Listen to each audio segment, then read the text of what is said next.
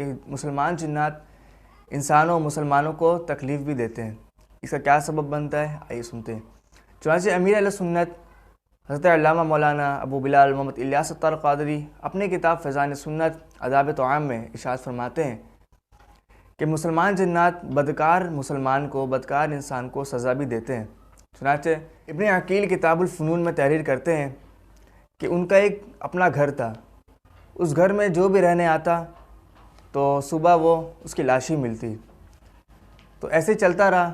کچھ دنوں بعد ایک مغربی مسلمان اس گھر پہ رہنے آیا، رہائش پذیر ہوا، تو اس کے رہنے کے بعد کافی عرصے تک صحیح سلامت رہا۔ اس واقعے سے پڑوسیوں کو بڑا تعجب ہوا کہ ایسا کیا، اس سے پہلے جو بھی آیا ان کی لاش ملی اور یہ آیا صحیح سلامت رہا۔ جب اس گھر سے چلے جانے کے بعد اس کا سبب پوچھا گیا کہ آپ اتنے طویل عرصے تک اس گھر پہ زندہ رہے، اس سے پہلے تو بہت سارے واقعات ہوئے اس گھر میں، تو اس نے بولا کہ اس کا واقعہ کچھ اس طرح ہے کہ ایک دن میں عشاء کی نماز کے بعد قرآن شریف کی تلاوت کر رہا تھا۔ اب تلاوت کرتے کرتے کنویں سے ایک آدمی کے ہاتھ نمودار ہوئے، ظاہر ہوئے، تو میں تعجب میں پڑ گیا کس کے ہاتھ ہو سکتے ہیں۔ جب وہ پورا باہر آیا تو میں تو ڈر گیا۔ ڈرنے کے بعد اس جن نے کہا کہ آپ ڈریے مت، میں آپ کو کچھ نہیں کروں گا، بلکہ آپ قرآن پاک کی تلاوت جاری رکھیے، میں قرآن پاک سننے اور قرآن پاک کی تعلیم حاصل کرنے آیا ہوں۔ چنانچہ انہوں نے اپنی تلاوت کو جاری رکھا اور اس جن نے کہا کہ آپ ڈریے مت، ہم مسلمان جن ہیں اور اس گھر پہ جو بھی آتا ہے، جو بھی شرابی ہوتا ہے، جو بھی بدکار انسان ہوتا ہے، ہم اس کو قتل کر دیتے ہیں۔ تو اس واقعے سے اس بزرگ کو تعجب ہوا۔ جن نے کہا کہ اس گھر میں اکثر جو بھی آتا ہے ہم اس کا گلا گھونٹ کر اسے مار دیتے ہیں۔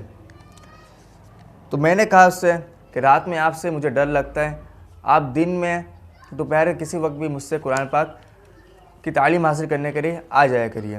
چنانچہ وہ دن میں کنویں سے باہر آتا اور میں اسے پڑھاتا۔ اسی طرح معمول چلتا رہا۔ اس کے علاقے میں ایک عامل کا آنا ہوا۔ اب عامل آتا ہے تو وہ جن کہتا ہے کہ یہ کون ہے؟ جو بزرگ تھے انہوں نے فرمایا کہ یہ عامل ہے جو تعویذ وغیرہ دم پھک وغیرہ کرتے ہیں۔ تو انہوں نے کہا کہ اچھا۔ تو جن نے کہا کہ اس کو بلاؤ۔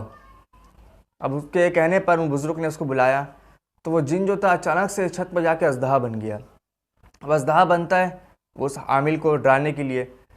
اب جیسے اژدہا بنتا ہے اس عامل نے اس پر کچھ کلمات پڑھ کر اس پر دم کر دیتے ہیں، اور وہ عامل جو ہوتا ہے اس پر دم کرتا ہے اور ویسے ہی اژدہا یک نیچے آ کے گر آتا ہے، اور عامل اس کو اپنے زنجیر میں بند کر کے لے جا رہا ہی ہوتا ہے کہ وہ بزرگ جو ہوتے ہیں وہ بولتے سے چھوڑ دو، تو وہ نہیں چھوڑتا ہے۔ پھر اس کو 1 درہم 1 اشرفی دیتے ہیں، پھر وہ چھوڑ کے چلا جاتا ہے۔ اس کے بعد جب اس اژدہا کو نکالا جاتا ہے اور جب وہ اپنی اصلی حیت پر آتا ہے تو اس سے پوچھا گیا کہ تمہارے ساتھ کیا ہوا، تم تو جن تھے، تم پر اثر؟ تو اس نے کہا، جن نے کہا کہ اس نے مجھ پر قرآن پاک کی کچھ آیتیں پڑھ کر دم کی ہے، جس کی وجہ سے میرا یہ حال ہو گیا ہے، اور وہ بالکل زد پیڑا پڑ گیا، عنقریب وہ مرنے ہی والا تھا۔ اس جنات نے کہا کہ میری حالت اس کے اسماء مبارکہ پڑھنے سے یہ حالت میری ہوئی ہے۔ اچھا تم ایک بات یاد رکھنا، جنات نے کہا اس بزرگ سے، اگر تم اس کنویں سے زوردار چیخ کی آواز سنو تو یہ گھر چھوڑ کر چلے جانا۔ تو اس نے کہا ٹھیک ہے۔ مغربی مسلمان کا کہنا ہے کہ میں نے رات کو ایک زوردار چیخ کی آواز سنی، اور میں نے سنتے ہی اس کی آواز سنتے ہی اس گھر کو چھوڑ کے چلا گیا۔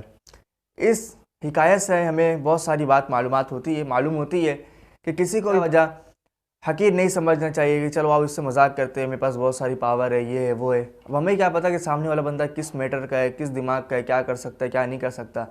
ہمیں اس بات پر توجہ رکھنی چاہیے۔ اور دوسری بات یہ کہ ہم اپنے گھر پہ قرآن پاک کی تلاوت کرنی چاہیے۔ اس واقعے سے ہمیں معلوم ہوا کہ گھر میں تلاوت قرآن کرنے سے، درود شریف پڑھنے سے، دیگر ذکر و اذکار کرنے سے آصف وغیرہ گھر سے دور رہتے ہیں۔ جس طرح اس میں واقعے میں سنا کہ پچھلے جو بھی لوگ آئے سب کو انہوں نے قتل کر دیا، اور جو ایک نیک شخص آیا جو مسلمان قرآن پاک کی تلاوت کرتا تھا وہ صرف کافی عرصہ تک اس گھر پہ زندہ رہا، اور دیگر واقعی معلومات آگے ہوئے۔ تو ہمیں بھی چاہیے کہ اپنے گھر میں قرآن پاک کی تلاوت کریں، بچوں سے تلاوت کروائیں، خوب ذکر و اذکار کریں، اور اس کے کرنے سے آصف، جنات وغیرہ سب دور ہو جاتے ہیں۔ اللہ پاک ہمیں عمل کرنے کی